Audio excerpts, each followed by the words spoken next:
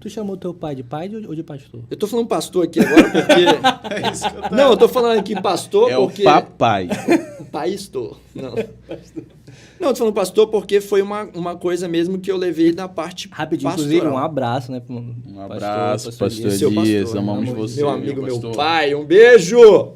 Sim, Esse e cara é aí, incrível. e aí, vamos lá. Então, cara, eu voltei e fiquei em crise, porque eu chorava, eu orava e falava, Deus, como que eu posso fazer isso? Como eu vou fazer isso? Não é possível. E eu e minha esposa chorávamos juntos, tentando entender, mas a gente sentia que nós precisávamos obedecer e dar esse passo, que era algo de Deus. E aí o dia que nós decidimos, falou, cara, a gente precisa conversar com eles.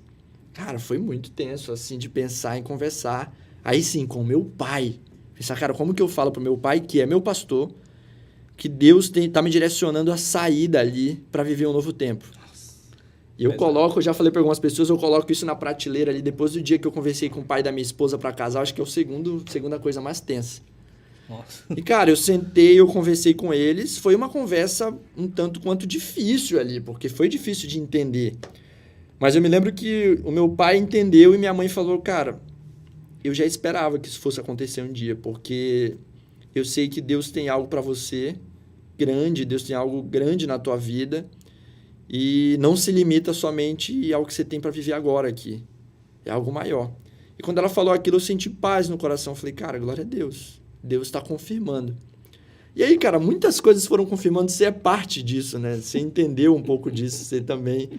Muitas coisas foram confirmando na igreja, a ponto de eu perceber que eu tinha feito um trabalho para a glória de Deus, no qual as pessoas não precisavam mais de mim.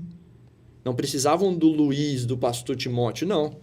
Elas tinham condições de prosseguir por aquilo que Deus tinha feito. Elas poderiam conseguir prosseguir porque elas não necessitavam de mim mais. Não era o Timóteo, não era o Neto, mas era Deus. E quando eu vi isso, eu falei, Deus, obrigado, você está confirmando muitas coisas. E eu comecei a sentir paz em sair e perceber que, cara, era isso mesmo. Eu estava tomando uma decisão certa. E aí, nesse período, a gente tomou uma decisão, eu e minha esposa, de tirar um mês de férias e viajar, ficar off. Nesse tempo, a gente foi para Juiz de Fora, passou uma semana em Juiz de Fora. Rico em Jesus, né, meu amigo? O cara decide espairecer, vai passar um mês de férias. Meu amigo, fazia muito tempo que eu não tirava um mês de férias. Ele viajou em novembro para o Balneário Camboriú aí. Viajar, precisou vir. Cara, Deus... Inclusive, domingo agora eu vou desaparecer, eu vou no Rio Preto da Época. Olha aí, ó. Ó. Mas... Você é para a raiz, mano. E aí, cara, a gente pegou esse tempo de férias aí, né? Passamos um tempo em Juiz de Fora, depois fomos em Guarulhos, na casa dos pastores grandes amigos nossos, o pastor Henrique, pastora Maria, lá da Poema Guarulhos. Passamos uma semana com eles e passamos uma semana em São Paulo, na capital, onde a gente visitou a Igreja One e teve contato com os pastores de lá, o pastor Davi Cardoso, Ana Cardoso e algumas pessoas que a gente criou um relacionamento. E eu e minha esposa, a gente sempre queimou no nosso coração por muito do que o One faz, muito do que a Igreja One vive como igreja, né? E a gente voltou de lá ainda sem ter uma certeza no coração, pelo menos da minha parte, mas a minha esposa já voltou entendendo. Ela falou, cara, a gente precisa disso. E aí a gente teve esse período de orar, Deus foi confirmando algumas coisas, Deus foi preparando um lugar pra gente lá, Deus foi organizando as coisas e a gente entendeu que a gente precisava desse tempo. Então hoje a gente tá realmente arrumando as malas para ir para São Paulo. Inclusive eu fiz um vídeo, postei no meu Instagram para quem viu, né? Onde eu explico de forma mais resumida a respeito disso. A gente está indo para São Paulo para obedecer à voz de Deus, porque a gente entende que a gente precisa desse tempo como pastores, como família, para que a gente possa viver algo novo em Deus e tá obedecendo à voz de Deus. Cara, é difícil, de verdade. Sim. É difícil obedecer à voz de Deus quando não é aquilo que a gente quer. Que eu nunca quis sair de Manaus, meu coração sempre queimou por Manaus.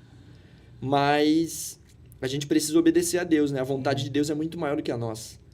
Se eu tiver que escolher entre Manaus e Deus, eu escolho Deus, né, cara? Quem eu escolheria, né? É verdade. Se eu tiver que escolher entre ser um pastor conhecido em Manaus, seja lá o que for, e fazer a vontade de Deus, eu escolho fazer a vontade de Deus, cara. E eu sei que Deus tem preparado algo pra gente, tem preparado um tempo especial pra gente ali.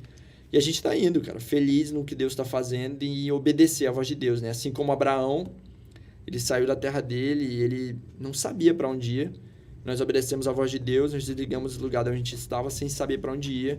E no caminho Deus tem nos mostrado. E a gente está caminhando debaixo dessa palavra, né, cara? A gente não está caminhando como loucos, mas a gente está caminhando sim como peregrinos aqui na Terra, que entende que a nossa pátria é celestial, cara. Então a gente está se apegando a uma palavra e caminhando debaixo dessa palavra.